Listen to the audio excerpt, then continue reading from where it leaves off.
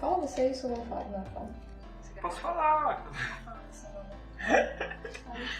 Fala, não fala, fala. Fala, não fala, eu falo, você fala. Bom dia, meus queridos! A gente voltou e hoje vai ser o dia em que finalmente a gente vai contar pra vocês como que a gente fez o acabamento da nossa bancada de madeira. Esse vídeo a gente queria dedicar a nossa inscrita, Paty Pilar, que ela já pediu pra gente fazer um tour da cozinha e principalmente mostrar a bancada finalizada algumas vezes. A gente não esqueceu de você, nem do seu pedido, tá? É porque a gente realmente estava preparando esse vídeo, porque a gente queria mostrar aí com o máximo de detalhes e de informações para vocês, que fosse um vídeo proveitoso, né, amor? A gente, na verdade, fez esse acabamento da bancada em vários dias, né? Então tinha vários vídeos picadinhos e a gente foi deixando e acabou que só agora que a gente conseguiu montar isso tudo. Então, assim, se vocês chegaram nesse vídeo e não viram o primeiro vídeo da bancada de madeira, foi nesse primeiro vídeo que a gente mostrou qual madeira que a gente escolheu, como a gente fez para escolher essa madeira, para cortar, para posicionar aqui. Inclusive a gente fala até os preços, né, amor? Que o pessoal sempre fica muito curioso para saber os valores. Tem um gato destruindo uma cadeira aqui atrás. Vou pedir para vocês irem aqui nos cards ou no link da descrição para ver esse vídeo. Então, enfim, o link tá aí para quem quiser assistir. Agora vamos falar sobre o acabamento da madeira. No vídeo anterior, a gente não chegou a mostrar, mas chegou a aparecer nas imagens, que quando eles fizeram o corte da cuba do tanque, a madeira ela rachou, porque o corte ficava muito próximo dali da beirada da madeira. A gente resolveu remendar essa rachadura com cola, assim, cola de criança, aquelas colas de papel que as crianças levam para a escola, e serragem. A gente fez uma massinha, né, e a gente conseguiu remendar ali. Na verdade isso é uma técnica bem comum, assim, o pessoal que mexe com marcenaria faz esse tipo de massinha para reparo dessa forma mesmo. Uma coisa que a gente foi descobrir depois, na realidade, é que a gente podia ter pingado algumas gotas de limão junto dessa massinha ali com cola branca e ferragem para evitar que esses remendos escurecessem. Mas a gente só foi descobrir isso depois e não prejudicou tanto o resultado, né, amor? Não, depois que a gente fez o acabamento final, ela não ficou com uma cor tão diferente, na verdade. E aí a gente aproveitou essa mesma massinha com pó de serragem. Fica a dica, né? Se vocês forem serrar madeira na casa de vocês, sempre guardem o pó, porque vocês podem precisar se ela for danificada de alguma forma. A gente usou esse mesmo pó de serragem para corrigir umas imperfeições que já tinham vindo na madeira. Ela veio com os buraquinhos que era da madeira mesmo, e eles já tinham lá na madeireira corrigido esses buraquinhos com uma massinha, só que a massinha deles estava com uma cor um pouquinho diferente da nossa madeira. E aí a gente resolveu remendar com o pó da serragem dessa madeira mesmo, para ela ficar mais certinha, com um acabamento melhor, mais bonitinho. A gente tirou com um estilete esse pozinho, que sai muito fácil.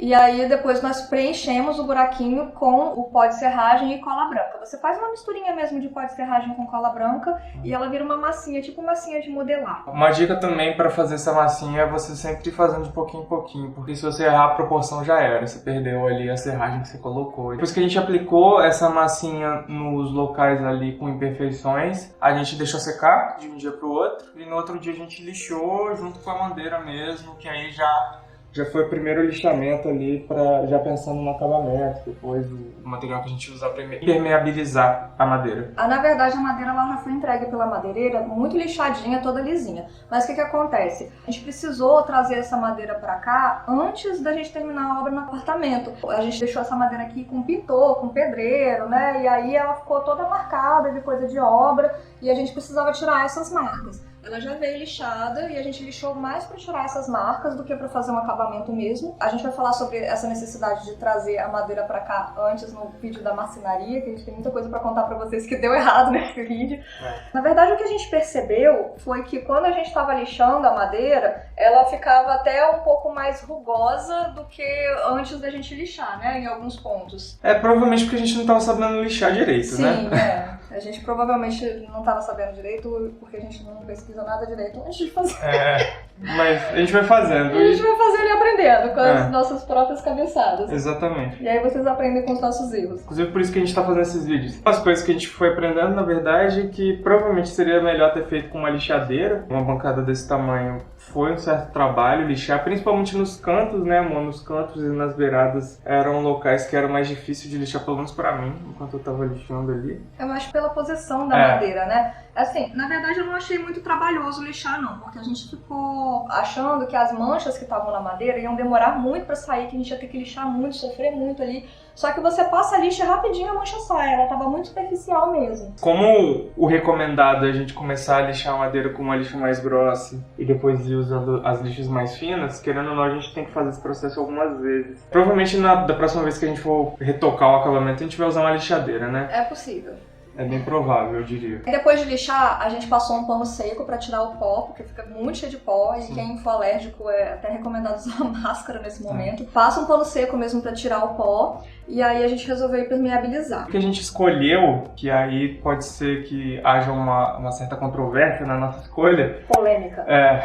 A gente escolheu usar o óleo mineral para impermeabilizar. Por que a gente escolheu o óleo mineral, meu amor? O óleo mineral, ele é um produto atóxico, ele pode ser ingerido. A bancada é o lugar onde a gente prepara os nossos alimentos e nós temos uma cozinha que ela é toda aberta, a gente não tem porta para fechar a cozinha.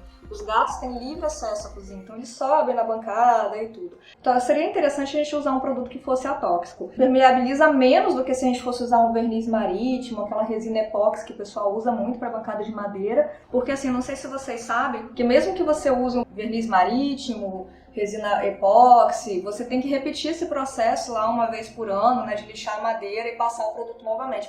Imagina como é que a gente ia fazer isso morando aqui com 2 gatos em casa, né? A gente ia ter que botar os gatos dentro da mochila e ir embora daqui depois de passar o produto, porque não ia ter como ficar. Como é que a gente ia deixar o gato preso dentro do banheiro de um dia pro outro e olhe lá pro produto secar? Então a gente decidiu fazer com óleo mineral. Bom, como a Bruna disse, o óleo mineral ele tem uma durabilidade mais curta do que o verniz marítimo ou da resina epóxi. Então, por causa disso, a gente vai até mostrar pra vocês, a nossa bancada já tá um pouco manchada, mas provavelmente também porque a gente não tá tomando todos os devidos cuidados, né? Muito descuidado.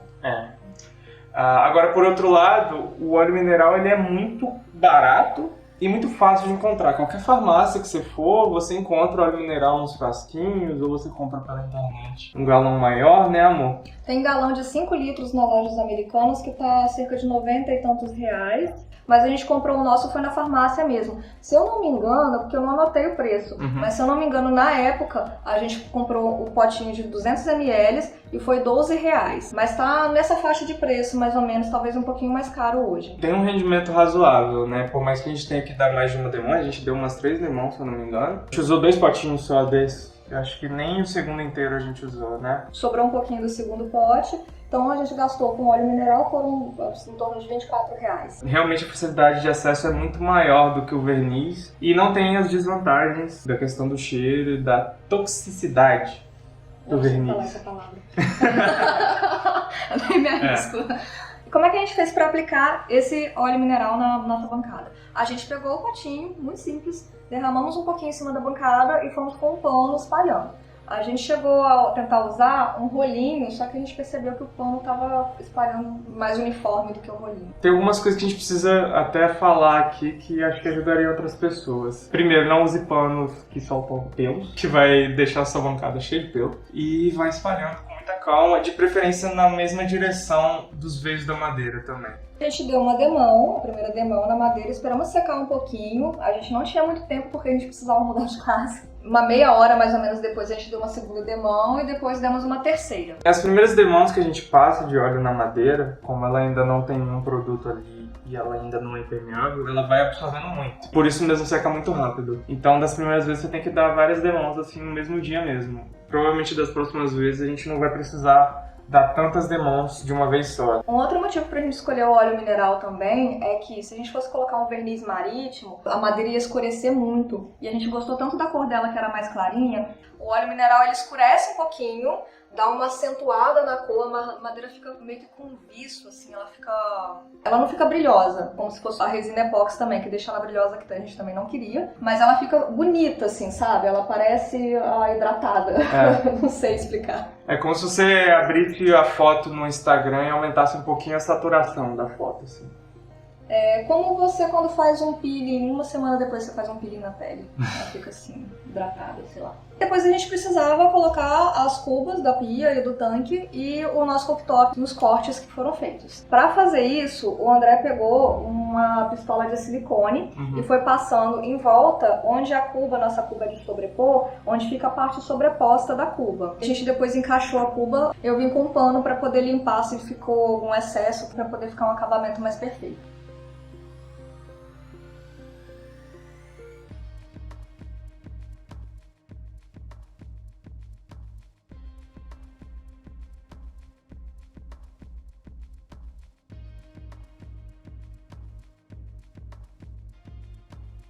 A gente também tentou fazer a mesma técnica na hora de colar na parede, só que aí nesse caso não deu muito certo, né, amor? No dia deu certo.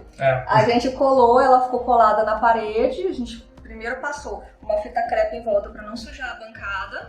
Ele passou com a pistola de silicone na parede e nós colamos a madeira. E aí tiramos a fita crepe. A fita crepe até demorou a colar na madeira, a gente teve um trabalhinho ali por conta do óleo que não tinha secado completamente ainda. Mas aí o que acontece? Algumas semanas depois, eu não sei se a madeira empenou de alguma forma, se ela se ajeitou ali, porque a madeira é um negócio que ela tem vida própria, né? Ou se é por conta também das nossas paredes, que são muito tortas, mas em alguns pontos ela descolou, até tirou um pouco da massa acrílica que a gente tinha passado na parede. A gente tá com esse problema, mas a gente já pensou na solução para esse problema, e isso a gente vai falar em outro vídeo, que a gente vai mostrar pra vocês como é que ficou a bancada desses 4 meses depois. Mas é importante a gente pensar nessa questão de selar esses buracos, porque vai cair água ali, por mais cuidadoso que você seja, vai cair água, e você não quer que essa água escorra por dentro da madeira, porque pode apodrecê-la por dentro, ou por dentro do seu armário também, que vai estar embaixo. Sim, infelizmente a gente acabou tendo esses problemas. Provavelmente foi um movimento ali da própria madeira. Quando a gente for instalar, né, qualquer pessoa que for instalar uma bancada de madeira também tem que pensar nisso, que você precisa deixar um certo espaço ali para madeira, porque a madeira expande e contrai de acordo com a umidade e tudo mais. Então, assim, tem que pensar nisso também. Então, gente, esse vídeo ia ficar muito longo se a gente fosse mostrar a madeira pra vocês agora, como ela ficou 4 meses depois e os problemas que a gente teve. Então a gente vai deixar isso pra contar em um outro vídeo que vai sair semana que vem. Pra vocês não perderem, se inscrevam aí no canal e não esqueça de deixar o like se vocês gostaram das nossas dicas. E até a próxima! Até a próxima, valeu!